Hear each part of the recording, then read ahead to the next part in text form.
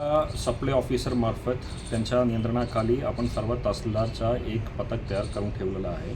सर्व तहसील स्तरावर सुद्धा आपण मंडलाधिकारी आणि तलाठी यांच्या विविध पथक तयार करून आपण डेली त्यामध्ये तपासणी करत आहे की ते किती ठिकाणी व्हिजिट केला, किती ठिकाणी त्याला गैरवापर करताना कुठलाही घरगुती सिलेंडर सापडला असेल तर त्यामध्ये आपण FIRची कारवाईसुद्धा केलेला आहे. काळाबाजार करताना कुणी जर आढळून आलं तर नेमकी काय प्रशासनाकडनं तुमच्याकडे? आम्ही ऑलरेडी त्यामध्ये टोल फ्री नंबर सर्वांना वाटप केलेला आहे. त्यानंतरसुद्धा तुम्हाला कुठलाही प्रकारच्या तक्रार असेल तर तुम्ही जिल्हाधिकारी कार्यालयामध्ये जिल्हा सप्लाय ऑफिसर या फिर माझ्या पर्सनल मेलमध्ये या मोबाईलमध्ये तुम्ही मेसेज करू शकतो. 100% त्यामध्ये कारवाई होईल. माजलगावमध्ये सर जास्त दराने सिलेंडर विक्री होते अशी माहिती मिळते सर.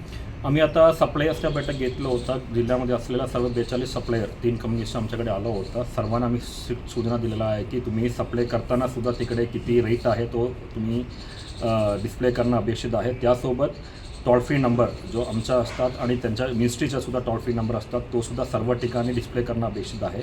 आणि कुठलाही नागरिकांना त्या प्रकारच्या तक्रार असेल तर आमच्याकडे तुम्ही तक्रार करावी. जवळपास 29 सिलेंडरचा साठा पण जप्त केला.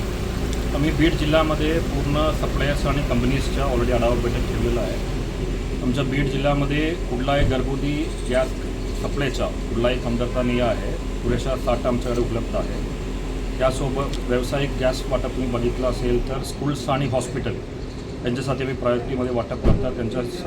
त्यामध्ये सुद्धा कुठलाही साठाचा कमतरता नाही आमच्याकडे. घरगुती गॅसचा गैरवापर हे तपासणी करण्यासाठी आम्ही ऑलरेडी तहसीलदार स्तरावर त्यांच्या विविध पथक आपण तयार केलेलं आहे. ऑलरेडी आपण भरपूर कारवाईसुद्धा त्यामध्ये केलेलं आहे. त्यासोबत आम्ही सर्व हॉटेलला सुद्धा आवाहन केलं आहे की तुम्ही घरगुती याचा वापर नाही करायला पाहिजे. त्यासारखा आम्ही सर्व बीडकरांनासुद्धा आपण तुम्हाला आवाहन करतो की कुठलाही घरगुती हाऊसहोल्ड गॅसच्या वाटपच्या कुठलाही कमतरता नसल्यामुळे पॅनिक तुम्ही बुकिंग करू नका. कारण खूप जास्त प्रमाणात पॅनिक बुकिंग येत आहे. तुम्हाला ज्याप्रमाणे तुमच्या संधी येतील त्याप्रमाणे गॅसच्या वाटप 100% होणार आहे.